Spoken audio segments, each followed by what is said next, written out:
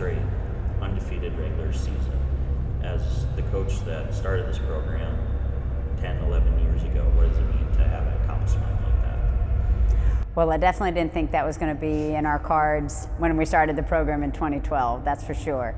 So it's been quite an accomplishment. It's been a great feat to go so long in dual meet season undefeated, and with some really strong competition as well. Some of those leave stronger marks than others, and it's really neat to watch how far the team has progressed, how far we've come, and hopefully how far we can continue moving. But it's been pretty special to have those wins in a row and back to back. And now we're ready for championships. We don't want to dwell on that because it's time to move forward. And we celebrated and had success, but we've got to be ready for the next thing. Speaking of the next thing, you mentioned your team is going to compete in the CCSA championships. For people that aren't as familiar with the championship format, could you please go into detail what all that entails? Sure. So during the season, we have what most of you might refer to as the dual meet season or the regular season, and that's just one head-to-head competition. Even if there's multiple teams in the meet, our maximum would be 3. You still get 2 wins, 2 losses, or 2 ties, however that works for you. In the championship season, it's more of an invitational style. So we only have one other invitational throughout the year, and it's in the middle of the season, right around Thanksgiving weekend. And championships is done the same format. So this year there'll be 11 women's teams, and in championship format, it isn't just UNC Asheville versus one opponent. It's how high can you finish. So instead of a win or a loss at the end of this, there'll be a 1st, 2nd, 3rd, 4th, 5th, down to 11th place. And the highest we've ever finished is 3rd, and that was last year in the 2022 season. But we do have some new teams in our conference this season, and they are very good. So we have 3 new teams that have added to us, and our ceiling is unlimited, and we want to see how high we can go and see where we can compete and how high we can finish. So you mentioned the uniqueness of kind of doing a different thing as far as competing compared to dual meets, this invitational style. What are the challenges competing, like switching competitions almost? Sure. So most dual meets are 1 day. Every now and again you might have a 2-day dual meet, but a championship format is 4 days, and it is 4 full days. We swim prelims and finals every day. We dive 3 events, platform, 1 meter and 3 meter, and no one on our team does that any other time other than mid-season championships, the mid-season invitational, and then our conference championships. So being prepared for 4-day meets is new to some people, especially if you happen to be a freshman. And if you are a returner, you've done it a few times, but it's still very different than the dual meet format.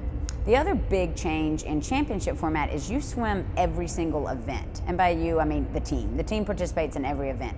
In dual meets, it's a bit of an abbreviated version. There's 16 events, 2 of which are diving and 14 of which are swimming in a dual meet. In a championship format, there are 13 individual events, 5 relays, and diving events. So stretching those out, that's why it takes 4 days, and there's nothing wrong with the timeline, but being motivated, being prepared, feeling good, being on your game for 4 full days, it takes a lot, mentally, physically, emotionally. We're drained by the end, but it's all worth it. It's all very worth it.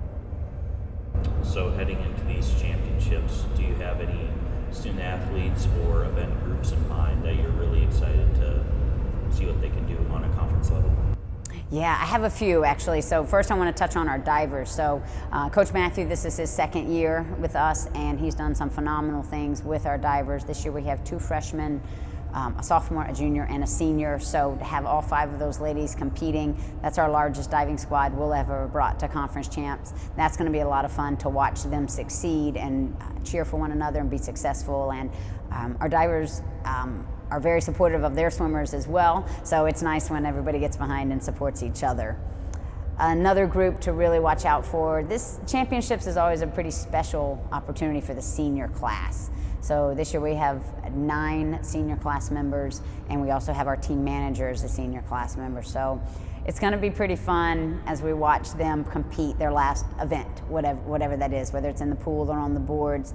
It's usually pretty emotional, but they'll get to see reap the benefits of their successes from 4 years of work. And a lifetime of work, to be fair. Nobody started swimming or diving when they showed up at UNC Asheville. All these ladies have been doing it for quite some time and many, many years. So when they culminate everything together on February 18th and they get a little senior recognition before the final session begins, it's really special. So that group is going to be fun to watch. I think our freshmen are another group that are neat to pay attention to, because they're a little bright-eyed and maybe shell-shocked at times. It's going to be an extremely fast meet, but they don't have any other expectation. Of course it's going to be a fast meet. Why wouldn't it be? They don't know any different. So it's always fun to watch our freshmen get out there. I want to see anyone perform a lifetime best, whether that's on the boards or in the pool. And we have a lot of opportunity for that. So we had quite a few personal best, or lifetime best as we call them, at the fall frenzy, the mid-season invitational, and I expect we'll have even more this year. So since you've been the only head coach in program history, you've seen the program continue to go like this. Do you have any specific goals in mind at this edition of the championships? Well, we always have goals for our program. We want to win the conference championship. I don't know if this is our year for that, but that's always one of our goals. Last year we earned 3 B cuts. Those are provisional cuts, and that's really impressive, more than we had ever earned before. So we'd like to have more than 3 this year, and I think that is definitely in the cards to happen. And we'd like to, at some point, maybe it's not this year, but in our future years, I think we have a real shot at being invited to NC2As. So, you know, progress is never a direct line or a straight line. So we've definitely had bumps in the road and a few years in between that maybe progress wasn't exactly linear.